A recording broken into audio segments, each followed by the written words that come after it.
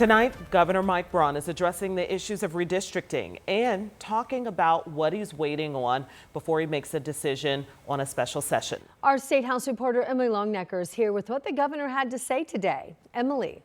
Well, Governor Braun has said that he wants this process to be an organic one, a decision lawmakers come to on their own. He repeated that sentiment again here today at the State House, saying that he would not call a special session unless he knew the outcome would be a successful one. He said if he were to call a special session, it would likely happen anytime from early November through the first part of the legislative session in January 2026.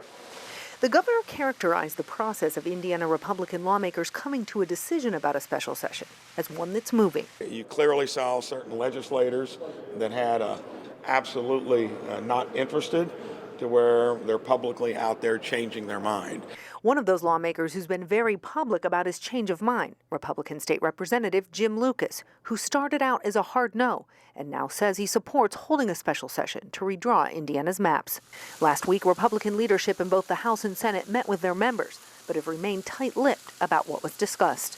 All I'm telling you is that we're going to look at it. We're going to poll our legislators, and if it's there, we're going to do it. My feeling is it probably will happen. There'll be some other issues we talk about, but I'm going to let it happen at the pace that we put in place. I think we'll get there. That's my opinion. The governor said another issue lawmakers could also address in a special session, making sure state code aligns with sweeping legislation signed into law by President Trump this past July. The fact that we're spending time on this is all a result of the Washington White House demands that we rig the congressional elections. Democratic State Representative Ed Delaney responded to the governor's comments about a special session, saying the Republican lawmakers he's talked to don't want one. You got people who just don't want to do it because of tradition. People are a little scared about their own seat. And then you got a small group of fanatics who, if the president asked them to jump over the moon, they'd give it a good try.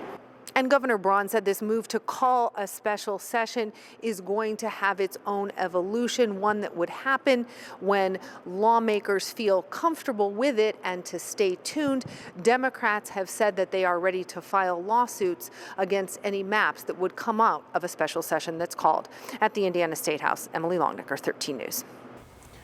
And Indiana has 9 congressional districts. 7 of those are held by Republicans, 2 are held by Democrats.